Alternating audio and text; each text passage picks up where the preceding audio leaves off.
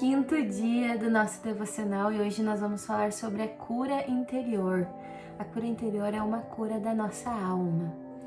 E talvez você está passando por uma fase, uma situação em que você está com traumas, dor, abuso, rejeição, abandono, fracasso, indiferença, esquecimento, perda, traição, decepção ou algo do tipo. Então, se você está passando por uma situação assim, saiba que provavelmente você está precisando de uma cura interior, uma cura da alma, assim como certa vez eu precisei e o Senhor me curou. Eu realmente fui curada da alma, então foi algo incrível que aconteceu na minha vida e eu nunca mais fui a mesma pessoa. Eu fui curada da depressão, ansiedade e perda, abandono, fracasso, tudo isso, traumas, o Senhor me curou. E Ele não tem só para mim, Ele tem isso para sua vida também. Então você caiu aqui nesse vídeo porque Deus te trouxe, Deus te guiou, para que você venha então a entender um pouquinho mais sobre a cura interior e sobre o que Deus pode fazer na sua vida. E Ele quer fazer, basta você permitir. Então vamos lá? Em Isaías 53:4 tem um versículo que diz assim: certamente Ele tomou sobre si as nossas enfermidades e as nossas dores levou sobre si. Ele quem? Jesus, né? Quando Ele morreu lá na cruz, Ele levou sobre Ele todas as nossas dores e enfermidades, tanto da nossa alma quanto do nosso corpo. E Ele levou sobre si, por isso que nós podemos ter através dele a cura por completa, tanto do nosso corpo quanto da nossa alma. Então, a cura interior, ela é uma restauração da nossa alma. Ela coloca tudo em ordem, como Deus sonhou que nós fôssemos, porque Deus ele nos fez com o propósito de sermos curados, libertos, livres. Mas aí nós nos corrompemos com o pecado, nós escolhemos nos afastar de Deus, viver de forma indiferente de Deus. Então, muitos anos da nossa vida, muitas vezes a gente acaba nos colocando em lugares através das nossas próprias decisões que nos ferem, nos magoam, nos trazem traumas, às vezes até por injustiça de outras pessoas também. Às vezes não é nem só por nossas decisões, mas às vezes é injustiça que sofremos por outras pessoas e faz parte. Vivemos num mundo onde o pecado habita, não só no nosso corpo, mas o pecado habita no mundo inteiro. Então, o mundo inteiro ele sofre injustiças, maldades, crueldades. Então, ao longo de muitos anos, talvez você se colocou, você esteve nesse lugar. E pode ser então que você está precisando de uma cura da alma e Deus quer essa cura para você. Ele levou sobre ele as suas enfermidades e as suas dores, os seus medos, as suas tristezas, para que você fosse alguém livre aqui nessa terra. Há uma estrutura na nossa alma. Nossa alma, ela tem alguns pilares que são muito importantes que estejam bem firmados, restaurados, curados, para que a gente flua nas nossas áreas, em todas as áreas da nossa vida. Talvez você não está fluindo na sua área espiritual, talvez você não está fluindo na sua área financeira, emocional, de relacionamentos. Talvez há alguma área em que você se sente bloqueado, trancado, você não consegue ir para frente, você não consegue entender o porquê. Mas pode ser que há estruturas na sua alma que estão machucadas, que estão precisando de um tratamento, de uma cura do Senhor.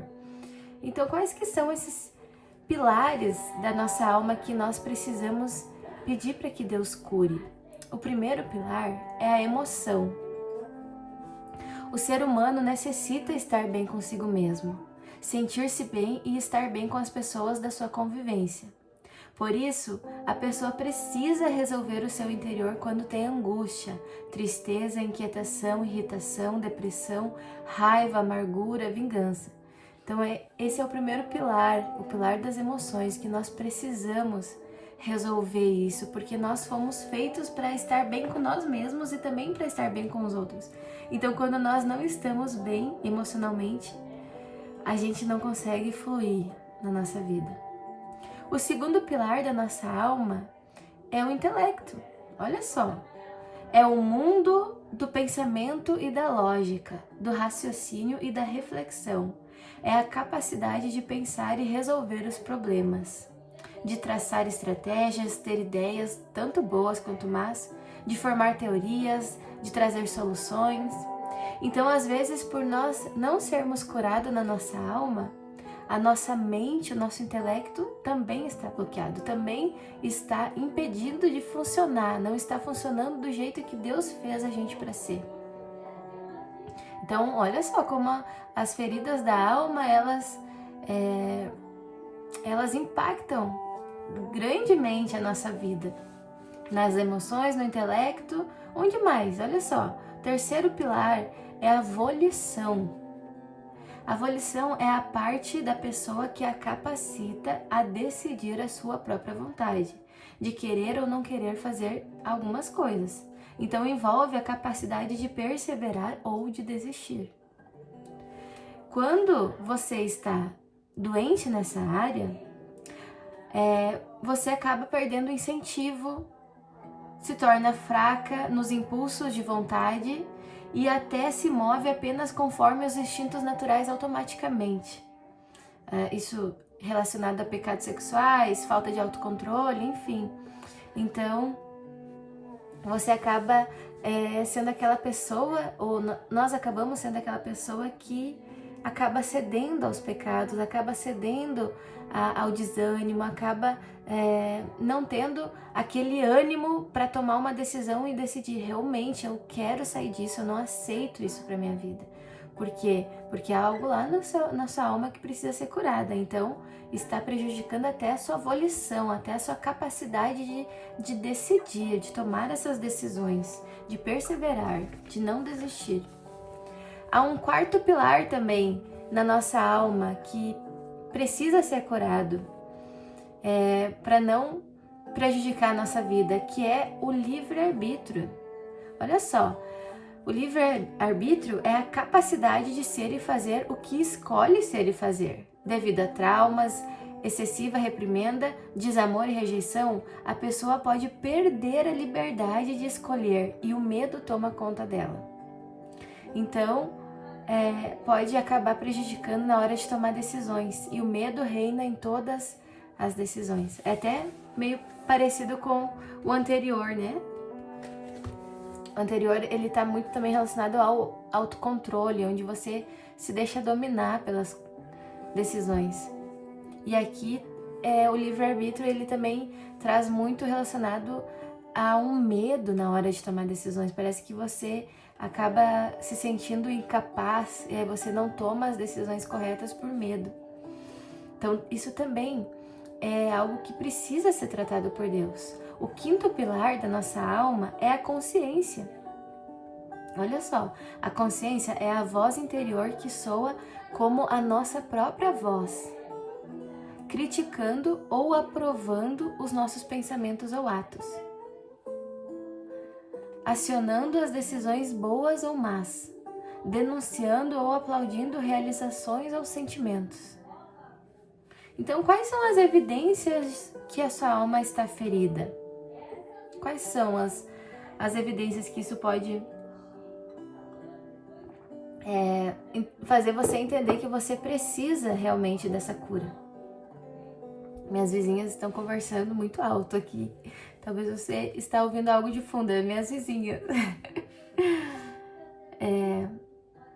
Então, as evidências são: talvez você não se aceita na sua aparência, no seu sexo. Talvez você é tímido, você é inseguro, você é medroso. Talvez você é sarcástico e crítico demais. Talvez você sempre está na defensiva. Pode ser que você tenha também grande dificuldade de perdoar. Você pode ter talvez medo de se abrir, de ser vulnerável, de falar das suas emoções. Você pode ter dificuldade de entender ou de até receber o amor de Deus. Você pode ter problemas com relacionamentos que requerem intimidade, ou então relacionamentos com liderança, autoridade, os seus pais, os seus líderes, a sua família, ou então alguém que está próximo de você. Pode ser que você tenha problemas em enfrentar esses relacionamentos. Pode ser que você tenha mania de controle e dependência emocional de alguém. Pode ser que você tenha também perfeccionismo ou ansiedade. Então essas são as evidências que há feridas na nossa alma. E muitas vezes a falta de uma alma saudável é resultado de uma falta dentro da sua família. Como assim? Olha só, você nasceu numa família e aquela família que era para ser aquela família que te ama, que te abraça, foi a família que te machucou, que te rejeitou, que você precisa liberar perdão, que você tem traumas, tem inseguranças. Então você acaba se decepcionando com essa família.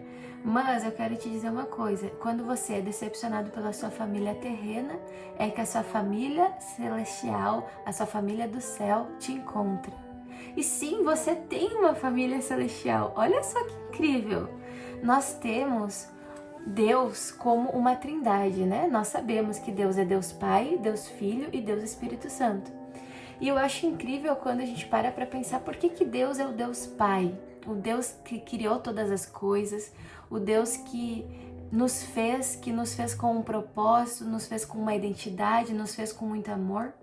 Ele nos remete muito ao amor de um pai.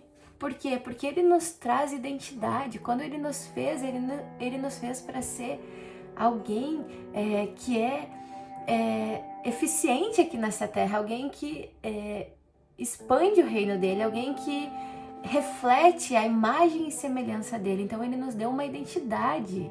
Ele também nos deu uma identidade como filhos, porque ele nos fez para ser filhos dele. Ele também nos traz então segurança, ele nos traz provisão. Quando nós precisamos de algo, é ele que provê.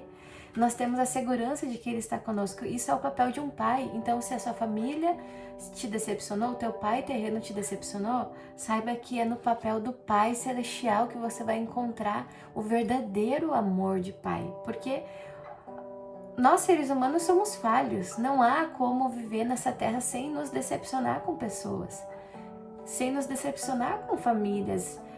Infelizmente, nós somos falhos e o único amor que não falha é o amor de Deus. Nós temos então, depois do Pai, que é o Deus Pai, nós temos o Deus Jesus, que é o Deus Filho, que o Deus Pai, ele mandou o Filho dele para morrer por amor de nós, para dar vida como um cordeiro que precisava derramar o sangue dele.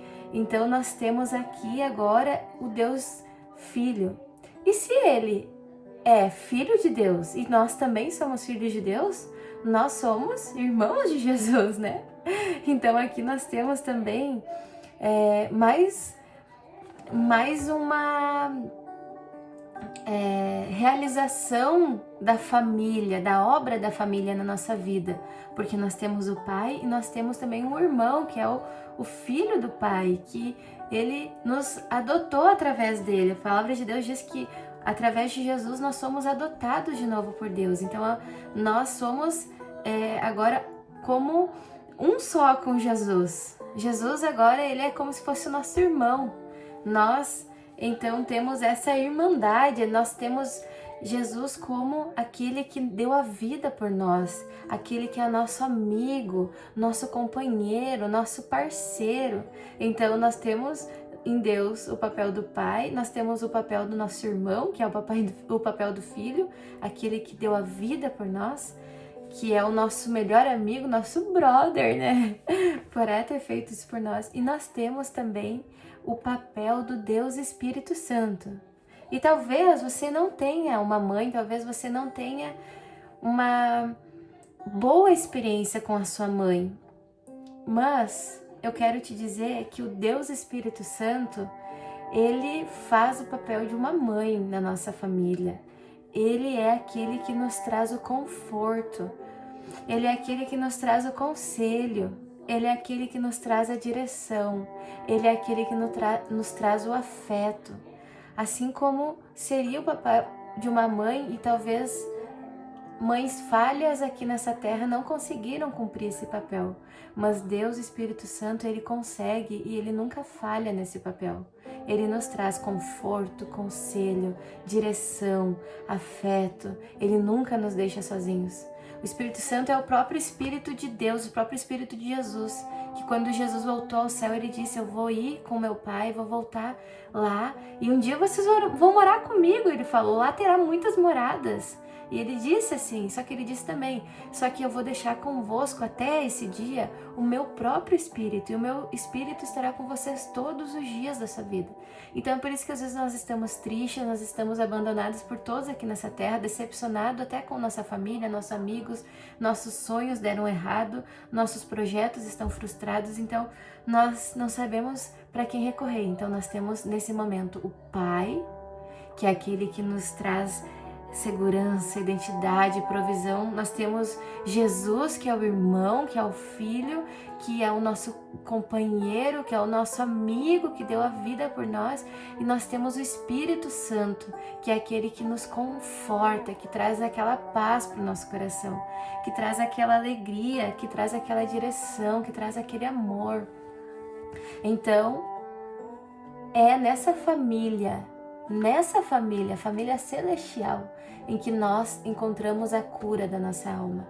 Não na família terrena, porque nós podemos tentar buscar a cura na família terrena e vamos só nos decepcionar. Nós podemos tentar procurar nossa cura em prazeres e vamos nos decepcionar. Nós podemos tentar procurar nossa cura em dinheiro e vamos nos decepcionar, porque a única família que nos traz a cura da alma é a família celestial, é a família de Deus, Deus Pai, Filho e Espírito Santo. E os três são um só, eles são pessoas distintas, diferentes, independentes, com papéis diferentes, mas eles são um só. Ele é o próprio Deus. E Ele quer curar a sua ferida da sua alma.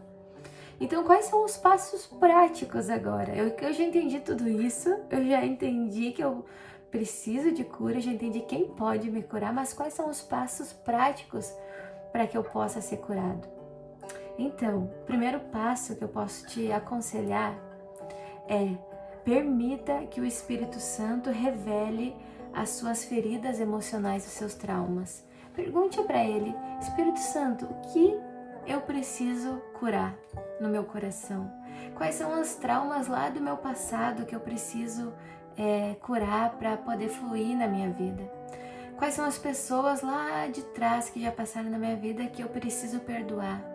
Espírito Santo, traz isso à minha memória, traz isso ao meu coração, traz isso à minha lembrança, para que eu possa estar então liberando o perdão. Então o primeiro passo é pedir para o Espírito Santo, para ele revelar para você quais são as feridas e traumas do seu coração que precisam dessa cura. O segundo passo, então, é praticar o perdão. Pratique o perdão, libere as suas mágoas e as suas expectativas, libere o perdão. Então o Espírito Santo já te conduziu, já te trouxe à sua memória quem são as pessoas, quais são as circunstâncias que aconteceram com você, que você precisa se livrar, liberar o perdão. Agora então, libere o perdão, resolva isso. Perdoe. Então o terceiro passo é: aceite aquilo que não pode mudar e entregue as suas frustrações a Deus. Entenda que há coisas que Deus ele pode sim fazer. Deus ele é o Deus do impossível. Sim, nós cremos nesse Deus que faz coisas impossíveis, que pode trazer vida onde não tem vida, que é um Deus do sobrenatural, mas há coisas que nós não podemos mudar. Há coisas que realmente nós devemos apenas entregar nas mãos de Deus e agradecer a Ele até pelas frustrações. Obrigada, Deus, porque eu não tenho uma família terrena.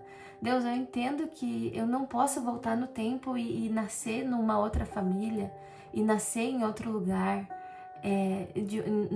nascer numa outra realidade. Mas eu entrego isso em Tuas mãos, eu entendo isso.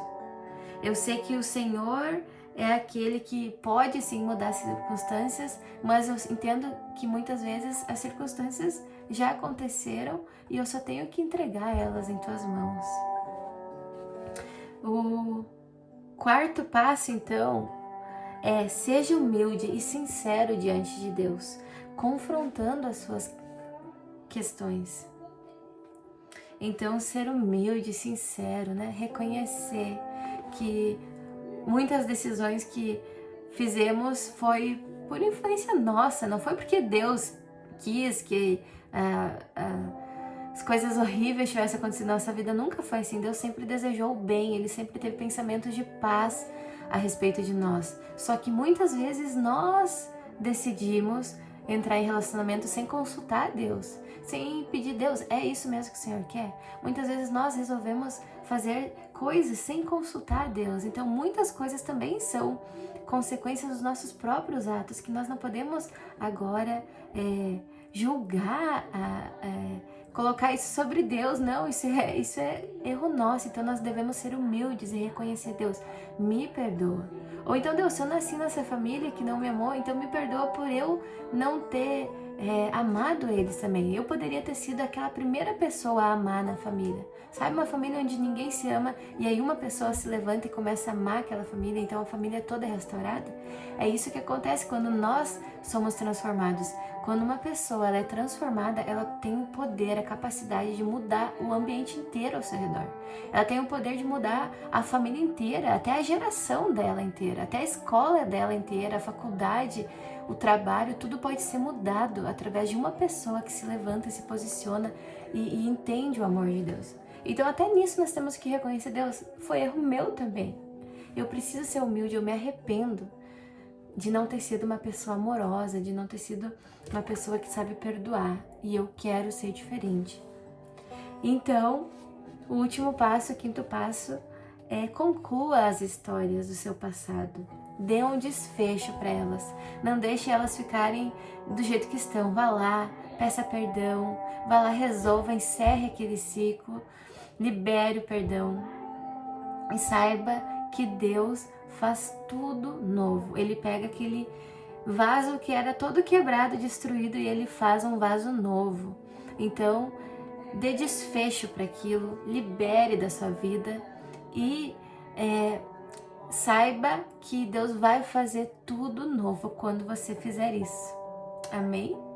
Então, é isso. Um abraço para você e eu espero que você seja muito abençoado.